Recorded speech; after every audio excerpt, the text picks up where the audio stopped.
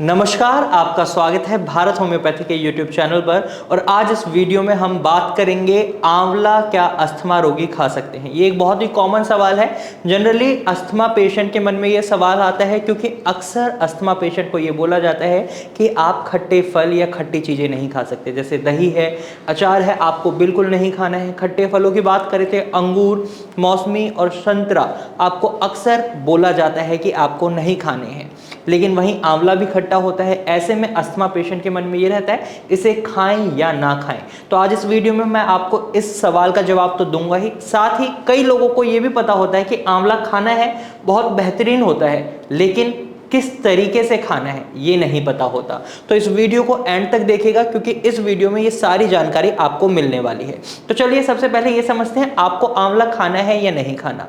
तो आप आंवला खा सकते हैं अगर हम ट्रीटमेंट के वेज में भी बात करें। जैसे आपका एक आयुर्वेदिक ट्रीटमेंट पैथी होता है, दूसरा एलोपैथिक ट्रीटमेंट पैथी होता है और तीसरा आपका होम्योपैथिक ट्रीटमेंट पैथी होता है। ये एक ऐसा फल है जिसे तीनों ही पैथीज में बोला जाता है पेशेंट को खाने के लिए कि आप इसे खाएं, इससे आपको फायदा होगा। तो इस वीडियो में मैं ये भी बता देता हूं आपको कि इससे कैसे फायदा होगा। आयुर्वेद के हिसाब से शरीर में 3 दोष माने जाते हैं, वात दोष, कफ दोष और पित्त दोष, और अस्थमा के अंदर इनमें से 2 दोष पाए जाते हैं और वहीं आंवला इन तीनों दोषों को खत्म करने में सक्षम होता है। तो ऐसे में जब आप अस्थमा को फेस कर रहे होते हैं और आप आंवला को अपने आहार में शामिल कर लेते हैं तो इससे आपको बहुत बेहतरीन फायदे मिलते हैं आयुर्वेद के हिसाब से। अब जानते हैं एलोपैथी के हिसाब से आपको कैसे फायदा मिलता है। एलोपैथी में यह माना जाता है, यानी हमारी मॉडर्न साइंस में यह माना जाता है कि जब भी किसी व्यक्ति को अस्थमा होता है तो उसका मेन रीजन होता है आपका इम्यून सिस्टम। आपका इम्यून सिस्टम या तो बहुत ज्यादा वीक हो जाता है, जिसकी वजह से आपके एयरवेज में एलर्जन बहुत ज्यादा अटैक करते हैं और उसमें सूजन आ जाती है और कफ का फॉर्मेशन बन जाता है। वहीं दूसरा सिनेरियो एलोपैथ में यह माना जाता है कि जब आपका इम्यून सिस्टम हाइपर एक्टिव हो जाता है और अपने ही शरीर को नुकसान पहुंचाने लग जाता है तो उस सिचुएशन में भी आपके एयरवेज में सूजन आ जाती है और म्यूकस का फॉर्मेशन बढ़ जाता है।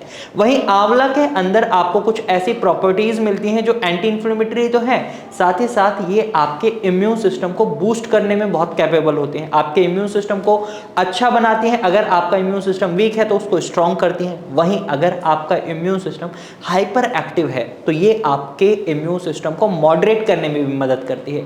तो इस हिसाब से एलोपैथिक और मॉडर्न साइंस के हिसाब से भी आप आंवला खा सकते हैं, आयुर्वेद के हिसाब से भी खा सकते हैं और इवन होम्योपैथ में भी ये बोला जाता है कि आप आंवला खाएं, इससे बेहतरीन फायदा होगा। अब सवाल उठता है किस फॉर्म में खाना है। अगर आप अभी तक कच्चे आंवला खा रहे हैं, रॉ फॉर्म में आंवला खा रहे हैं, तो यकीन मानिए आपका अस्थमा ठीक नहीं होगा।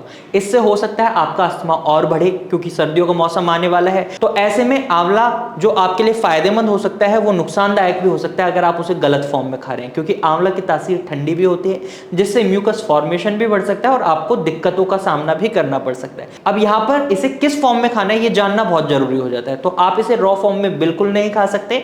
अब इसके लिए आपको क्या करना है, या तो आप आंवला को सुखा लीजिए और उसका पाउडर बना लीजिए, या फिर आप नॉर्मल मार्केट में जो आंवला कैंडी आते हैं वो खा सकते हैं, आंवला का मुरब्बा खा सकते हैं, और वहीं आप च्यवनप्राश खा सकते हैं। उसके अंदर आंवला की मात्रा बहुत अच्छी होती है। साथ ही साथ आप मार्केट से आंवला का पाउडर खरीद सकते हैं, उसका काढ़ा बनाकर पी सकते हैं, उससे भी आपको बहुत ही बेहतरीन फायदा मिलेगा और बहुत बेहतरीन रिजल्ट मिलेंगे। और आप उस पाउडर में अगर शहद मिलाकर खाते हैं तो ये आपके लिए बहुत ही अच्छा हो जाएगा। ये आपके कफ को तो खत्म करेगा, जो म्यूकस है, बलगम है, वो बिल्कुल खत्म होगा। साथ ही साथ आपके एयरवेज ओपन होंगे और उनमें जो सूजन आ रही है वो भी कम होगी और आपका अस्थमा ठीक हो जाएगा। तो आप इस तरीके से आंवला को अपने आहार में शामिल कर सकते हैं। मुझे उम्मीद है ये जानकारी आपको अच्छी लगी होगी।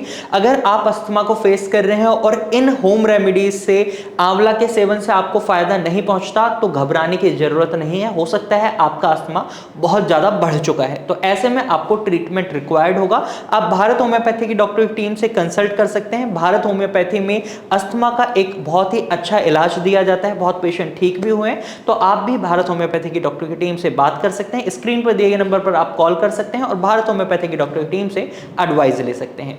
अगर आपको ये जानकारी पसंद आई है तो इस वीडियो को लाइक और शेयर जरूर करिएगा। कमेंट में आप अपना सुझाव हमें दे सकते हैं, कोई सवाल है तो वो हमसे पूछ सकते हैं, और इसी तरीके की जानकारी भरे वीडियोस के लिए आप हमारे चैनल को सब्सक्राइब कर सकते हैं। Thank you for watching.